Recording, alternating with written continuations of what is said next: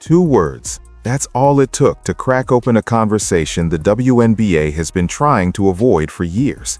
No press conference, no long explanation, no carefully filtered statement run through a PR team.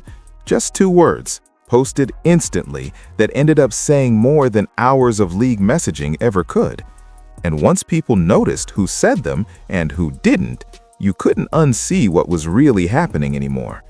Because this moment was never just about Caitlin Clark getting another opportunity. It wasn't even about NBC handing her one of the most prestigious broadcasting platforms in basketball. This was about how the league reacted when one player crossed into a space that very few athletes ever reach, a space usually reserved for unquestioned icons, a space that exposes who's secure, who's threatened, and who understands the bigger picture versus who's still fighting yesterday's battles. When the announcement dropped that Caitlin Clark would be joining NBC's Sunday night basketball coverage, the magnitude of it was obvious. This wasn't a token appearance. This wasn't a nice for optics move. NBC doesn't play that game. They don't put people next to Hall of Famers unless they believe that person belongs in the same conversation. Yet instead of celebration across the league, what followed felt quiet, uncomfortably quiet, the kind of silence that makes you start reading between the lines. Then Aliyah Boston broke it, instantly, no hesitation, no weighing how it might land with veterans who've made their feelings about Caitlin very clear over the past 2 years. No concern about stepping out of line. Just 2 words that quietly exposed the contrast between professionalism and insecurity, between confidence and resentment. In a league where silence has become the safest response, Aliyah choosing to speak at all was the statement. And that's why this hit so hard. Because Aliyah Boston wasn't required to say anything. She had every reason to stay quiet. In fact, if we're being honest, she had more reasons than most to feel complicated about this moment. But instead of letting that complexity turn into bitterness, she did something rare in professional sports. She celebrated her teammate without making it about herself. What made this even more uncomfortable for the rest of the league was the timing. This wasn't days later after public opinion settled. This wasn't after fans forced a reaction. It was immediate. And in that instant response, people saw something they hadn't seen enough of lately in women's basketball: genuine support, free of calculation. That's when the conversation shifted from "good for Caitlin" to "why aren't more players reacting like this?" Because once you notice who speaks up, you can't help but notice who doesn't. And that's where this story really begins. The announcement itself should have been a league-wide victory lap. Caitlin Clark joining NBC's Sunday night basketball coverage wasn't just a personal milestone, it was a moment that validated women's basketball on one of the biggest stages the sport has to offer. This is the same broadcast space that shapes narratives, crowns icons, and decides who casual fans see as must-watch. For a player still early in her professional career to be invited into that room, that's not normal, that's historic. And yet, when the news dropped, the reaction across the WNBA felt strangely muted. No flood of congratulations, no visible excitement from the players who constantly talk about wanting more exposure for the league. Instead, there was a pause, a hesitation, the kind of silence that doesn't come from ignorance, but from discomfort. Because this wasn't a moment that could be brushed off or minimized. It was too big for that. NBC doesn't hand out seats next to Carmelo Anthony, Tracy McGrady, and Vince Carter unless they see long-term value. They paid Michael Jordan tens of millions just to talk basketball. That's the level of trust and cultural weight we're talking about. So when Caitlin's name was added to that lineup, it sent a message that couldn't be misunderstood. She isn't just popular, she's already viewed as essential to the future of the sport's visibility. That's what made the silence so telling. In a league where players regularly amplify each other's achievements online, the lack of public support stood out immediately. Fans noticed, media noticed, and the longer it went on, the harder it became to pretend this was just a coincidence. Because when players stay quiet during moments like this, it doesn't feel neutral, it feels intentional. Some veterans eventually spoke, But even then, the tone felt off, carefully worded, indirect, almost like praise wrapped in disclaimers. Others didn't say anything at all, despite being vocal about nearly every other league issue.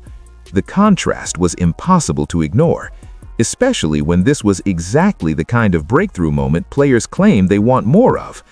What made it even more awkward was that this silence came during a time when the league is actively asking fans for support, patience, and belief in its growth. You can't demand attention while quietly recoiling from the very moments that generate it. And whether people wanted to admit it or not, Caitlin Clark stepping into that NBC role was one of those moments. So when Aliyah chose to speak up immediately, it didn't just feel supportive, it felt disruptive. Because in a room full of silence, even a whisper sounds loud. And her reaction forced everyone to confront an uncomfortable question the league hasn't answered yet. If this is what progress looks like, why does it make so many people uneasy? And that question only gets more uncomfortable when you look at who had the most reason to feel conflicted and shows professionalism anyway. Aliyah Boston's reaction didn't stand out because it was flashy. It stood out because it was effortless. No long caption, no explanation, no attempt to control the narrative. Just immediate support that felt instinctive, not strategic. In a league where players often wait to see how a moment is being received before attaching their name to it, Aliyah didn't wait for permission. She didn't read the room, she changed it. That's what made her response feel so different from everything else surrounding this announcement. It wasn't delayed, it wasn't wrapped in qualifiers, it didn't come with subtle distance or coded language. It came across the way real teammates react when something good happens, excited, proud, and unapologetic. And in that simplicity, it exposed how rare genuine enthusiasm has become when Caitlin Clark's name is involved. Context matters here. Aliyah Boston isn't a fringe player. She's not someone looking for relevance by attaching herself to a bigger name. She's a franchise cornerstone, a former #1 overall pick, a multi-time All-Star who carried Indiana through one of the most physically and mentally exhausting seasons in recent memory. When someone like that speaks, people listen. And when someone like that chooses joy over jealousy, it sends a message. What really elevated her reaction was the absence of calculation. There was no sense that she was weighing how this might land with veteran voices around the league. No visible concern about whether supporting Caitlin would upset players who've been openly critical or quietly resentful. That hesitation has become normal elsewhere. Aliyah didn't show any of it. She didn't hedge, she didn't soften the moment, she just celebrated it. And fans picked up on that immediately. Because people can tell when something is real. They can tell the difference between support that's posted because it's expected and support that's posted because it's felt. Aliyah's reaction felt human in a space that's increasingly performative. It wasn't about making a statement, but it ended up being one anyway. There's also something powerful about who the support came from. This wasn't someone benefiting directly from Caitlin's media momentum. This was someone who had every reason to center herself, to stay quiet, or to feel complicated emotions about watching her injured teammate land major opportunities. Instead, Aliyah chose to amplify the moment without inserting herself into it at all. That restraint spoke volumes. And in doing so, she quietly flipped the narrative. For 2 years, the conversation around Caitlin Clark has been framed by resistance, pushback, skepticism, and thinly veiled frustration. Aliyah's reaction cut through all of that. It reminded people that another response is possible, that professionalism doesn't require silence, and that confidence doesn't feel threatened by someone else's success. But what makes this even more revealing is what Aliyah could have felt, given everything she endured the season before. Because this reaction didn't come from a place of ease, it came from a season that tested her in every way imaginable. And that's where the story gets even more uncomfortable for the rest of the league. If there was ever a season that could have planted resentment, it was the one Aliyah just lived through. Not in theory, not hypothetically, in reality. The 2025 season didn't just test Indiana's depth, it stripped the roster down to its core and asked one player to hold everything together while the margins collapsed around her. Caitlin Clark's season never really had a chance to stabilize. Injuries kept stacking up, culminating in a right groin issue that eventually shut her down for the second half of the year. 13 games, that's all Indiana got from the player the entire league was watching. At the same time, the Fever weren't just losing one star, they were losing bodies. Sophie Cunningham went down, multiple rotation players followed. The roster turned into a revolving door of absences, minutes restrictions, and emergency adjustments. And through all of that, Aliyah Boston didn't miss a single game. 44 regular season appearances, night after night, carrying the interior, anchoring the defense, facilitating offense, and absorbing the physical punishment that comes with being the focal point when everyone knows you're the one who has to be stopped. That's not just availability, that's durability under pressure. Her numbers reflected the load she was carrying: efficient scoring, strong rebounding, playmaking that often went unnoticed because it didn't come with highlights.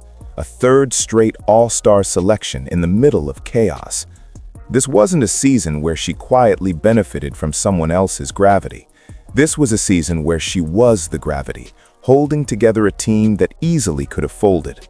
Now zoom out for a second and imagine how this usually plays out in professional sports. One star gets injured, another is forced into survival mode. The injured player still gets the spotlight, still lands the deals, still draws national attention. That's the exact moment where bitterness often creeps in, where unspoken tension builds, where support turns into silence. Aliyah had every reason to feel that tension. While she was grinding through a physically exhausting season, Caitlin was sidelined, rehabbing, and still commanding headlines. While Aliyah was logging heavy minutes with a depleted roster, Caitlin's name continued to dominate conversations about the future of the league. That disconnect is where resentment usually lives. But it didn't take root here, and that's what makes her reaction now so revealing. Because it wasn't coming from a player who had an easy path. It came from someone who had just carried a franchise through its most unstable stretch and still chose to be happy for her teammate. That kind of response doesn't happen by accident. It happens because of how you see the game, how you see your role, and how secure you are in your own value. Most players say they want recognition for what they sacrifice. Aliyah earned hers the hard way. And instead of letting that sacrifice turn into bitterness, she used it as a foundation for leadership. That's rare, and it sets her apart in a league where moments like this often expose fractures rather than strength. Because the real test of professionalism isn't how you act when everything is going your way. It's how you act when you've done the heavy lifting and someone else still gets the spotlight. And Aliyah passed that test without hesitation. But that only raises a bigger question. If she could handle it this way, why couldn't the rest of the league? What makes Aliyah's response carry real weight isn't just what she posted after the NBC announcement. It's everything she's done long before that moment, when there were no headlines attached and no public pressure to say the right thing. Leadership doesn't usually reveal itself in big, viral moments. It shows up quietly, in conversations that never make social media, and in choices that don't earn applause. From the start of Caitlin Clark's rookie season, Aliyah understood exactly what was coming. Not just the hype, but the resistance, the whistles that wouldn't come, the physical play that went unchecked, the constant noise online from people waiting for a mistake. She'd already lived a version of it herself, and instead of standing back and letting Caitlin figure it out alone, she stepped in. When asked about their dynamic, Aliyah never framed it as a power struggle or a hierarchy. She talked about seeing the game the same way, about offering advice because she recognized the pressure Caitlin was under and didn't want her carrying it in isolation. She spoke openly about how referees treat rookies, about how expectations can become a distraction if you let them. That kind of honesty doesn't happen if you see someone as a threat. Her message was consistent and simple. Be aggressive. Don't wait for validation. Don't expect fairness early. Prove you belong by how you respond. That's not just basketball advice. That's mentorship rooted in experience. And it came from someone who easily could have kept that knowledge to herself. This is where leadership separates itself from branding. Aliyah didn't position herself as the face of the team, guiding a newcomer. She didn't make it about control or status. She treated Caitlin like a competitor who wanted to win, not a rookie who needed to be managed. That respect matters, especially in a league where young stars are often expected to earn acceptance through silence. And as the season went on, that respect only deepened. Aliyah watched Caitlin take hit after hit, both physically and publicly, and continue to show up the same way. No excuses, no entitlement, just competitiveness. That reinforced everything Aliyah already believed about her teammate. When she later said Caitlin handled everything like a champ, it wasn't flattery, it was recognition. What's important here is that none of this was performative. There were no cameras rolling when these conversations happened, no viral clips, no incentive to say the right thing for optics. This was leadership operating in the background, shaping culture before anyone noticed it existed. That's why Aliyah's reaction now feels so natural. It wasn't a pivot, it wasn't growth, it was consistency. The same person who defended Caitlin when it wasn't popular is the same person celebrating her when the spotlight is brightest. That through line matters because it proves the support is real. And in a league where so much tension seems to surface when stars rise too fast, Aliyah quietly showed what stability looks like. She didn't need to announce her leadership, she lived it. And by the time the rest of the league noticed, the foundation was already set, which only makes the next part even more uncomfortable. Because when you compare this kind of leadership to what's happening elsewhere, the contrast becomes impossible to ignore. At some point, patterns stop being coincidences, and that's where this conversation gets uncomfortable. Because Aliyah Boston's reaction didn't just stand out on its own, it highlighted a culture issue the WNBA has been quietly wrestling with for years, one that fans talk about openly, media circles around carefully, and players almost never address directly. There's been growing buzz among fans and analysts that the league struggles when a star becomes too big, too fast, not because growth is bad, but because it forces uncomfortable questions about hierarchy, relevance, and who controls the narrative. Reports and online chatter have suggested that some veteran frustration isn't really about fairness or respect. It's about fear of being overshadowed in a league where attention has always been scarce. Caitlin Clark didn't just arrive with hype. She arrived with numbers, eyeballs, and revenue-driving momentum the league hadn't seen before.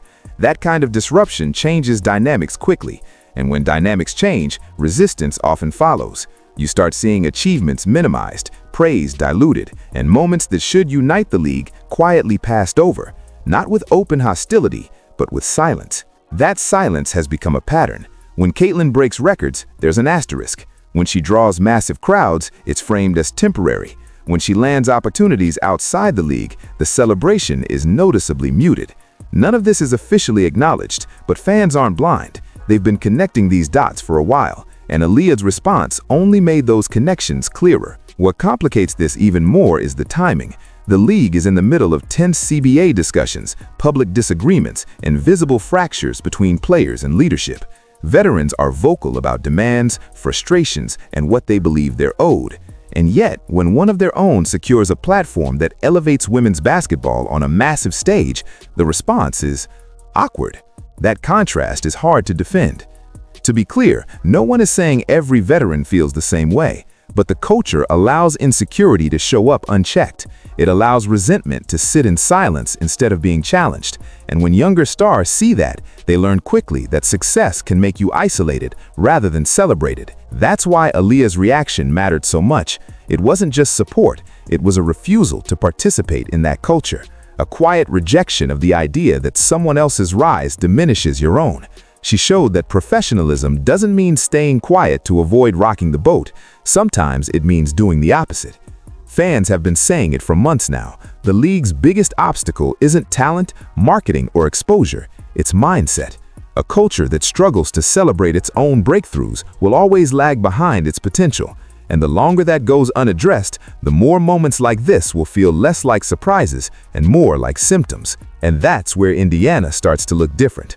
Because while the rest of the league wrestles with this tension, the Fever seem to be moving in a completely opposite direction. What makes Indiana so unsettling to the rest of the league isn't just the talent on the roster, It's the absence of the tension everyone else seems trapped in. While other teams struggle with egos, unspoken hierarchies, and fragile alliances, the Fever are quietly building something that doesn't rely on control or insecurity. And that difference matters more than people realize. Two-star partnerships usually come with friction. One player's rise is seen as another's threat. Touches become political. Recognition turns competitive. We've seen it play out across sports again and again. But Indiana's foundation looks different. Aliyah Boston and Caitlin Clark don't operate like rivals sharing space. They operate like collaborators chasing the same outcome. And in a league where jealousy has become normalized, that alignment is disruptive. What's terrifying for everyone else is how sustainable that model is. Talent can fluctuate, health can change, rosters turn over. Culture doesn't once it's set. When stars genuinely support each other, pressure becomes shared instead of isolating. Wins feel collective. Losses don't fracture relationships. That stability compounds over time, and it's exactly how dynasties are built before anyone notices they're forming. There's also an efficiency to this kind of environment that other teams lack. When players aren't guarding their status, they play freer. When leaders aren't threatened by attention shifting, they lead more clearly. Indiana doesn't waste energy managing internal conflict. That alone is an advantage in a league where emotional fatigue often shows up before physical fatigue does. Fans sense this too.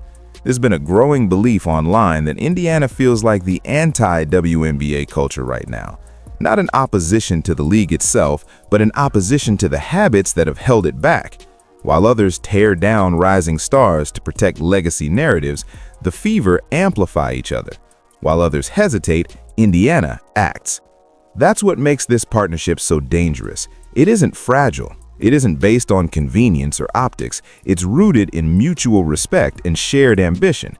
And when pressure ramps up heading into 2026, that foundation will matter more than highlight reels or off-season headlines.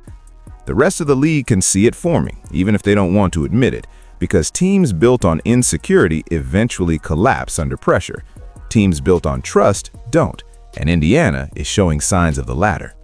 Which raises an even bigger question. If this culture keeps holding, what happens when talent and health finally align too? The reaction online made one thing clear almost immediately. Fans had been waiting for this. Aliyah's post didn't just get noticed, it unlocked a wave of responses that felt less like surprise and more like relief. As if people had been holding their breath, hoping someone inside the league would finally model what they'd been asking for all along. Comments flooded in praising her authenticity, not because she said something groundbreaking, but because she said something honest. Fans pointed out how rare it's become to see a player celebrate Caitlin Clark without attaching conditions or distance. Many contrasted Aliyah's enthusiasm with the silence that followed from others who are usually outspoken. And that comparison is where the divide really formed. For a long time, fans tried to sit in the middle.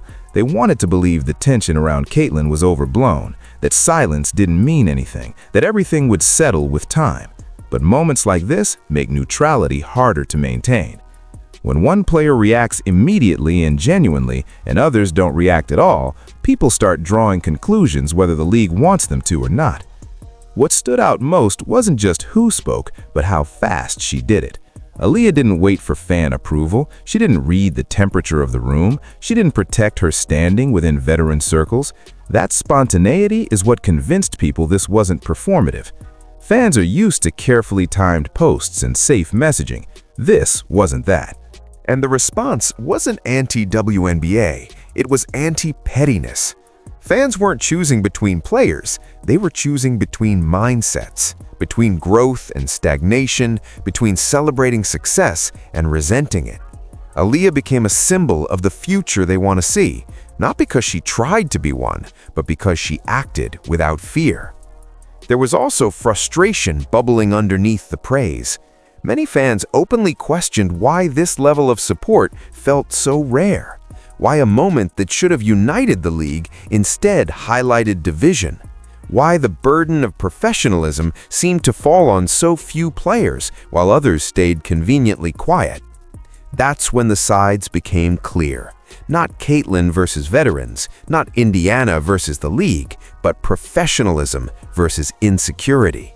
Fans aligned themselves with the players who appeared confident enough to lift others up, and once that line was drawn, it became hard to ignore.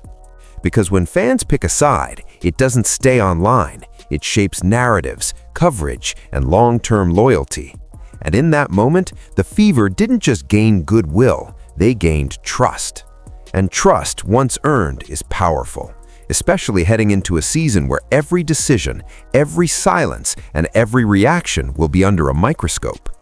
In the end, it really did come down to two words, not because they were dramatic or controversial on their own, but because of everything they represented in that moment. They drew a clear line between confidence and insecurity, between leadership and silence, between building something bigger and protecting what already exists. Aliyah Boston didn't expose the league by attacking anyone. She did it by being herself, by showing that you can be secure in your own legacy and still celebrate someone else's rise without fear. That kind of professionalism doesn't demand attention, but it commands respect. And once people saw it, they couldn't unsee the contrast. For the Indiana Fever, this wasn't just a feel-good moment. It was confirmation that their foundation is different. Two franchise stars who genuinely support each other are more valuable than any single signing or short-term success. That alignment doesn't just help on the court, it shapes how pressure is handled, how setbacks are absorbed, and how momentum is sustained over time. For the rest of the league, this moment quietly raised a question that won't go away.